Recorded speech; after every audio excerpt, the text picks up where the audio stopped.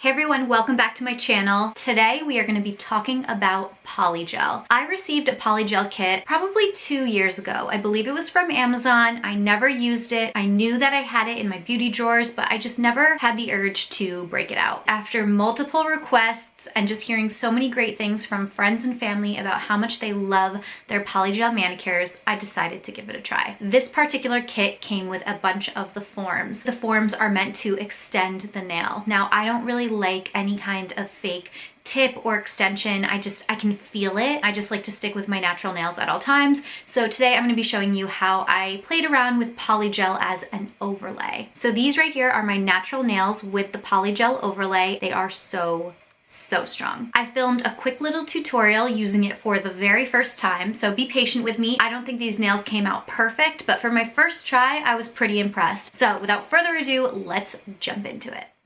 Okay, this is the building kit that I got from Amazon. It comes with a soak-off base and top coat, a dual-edged pen with a brush and spatula on either side, a nail file, 60 dual forms, and 3 nail extension building gels. There's a white, a clear, and a natural pink.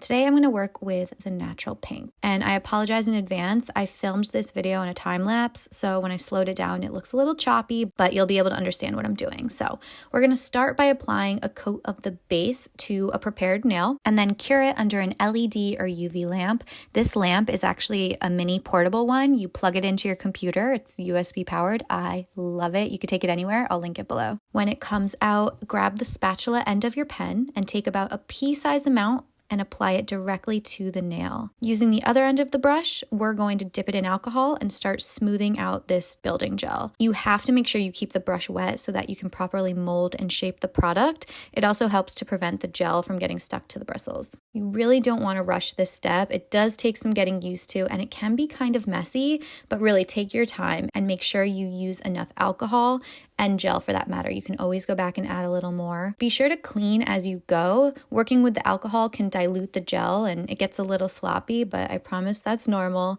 This is all a trial and error process. But once you have enough product on the nail, it's shaped and cleaned up to your liking, pop it under the lamp and cure it. When it comes out, take the gel top coat and apply a generous layer to the nail. Be sure to clean up the edges to prevent any lifting and then cure it again. Once it's done curing, grab a cotton ball soaked in alcohol and use it to remove that sticky top layer of the nail. And then grab your nail file and shape the edges and then you're good to go. You can add regular polish or gel polish on top of this, but today I'm going to leave these bare. I actually really like this natural look. Very simple. I'm going to rock it for a few days. They are so strong. I can't even tell you. My nails feel incredibly protected and I'm pretty impressed with how these turned out.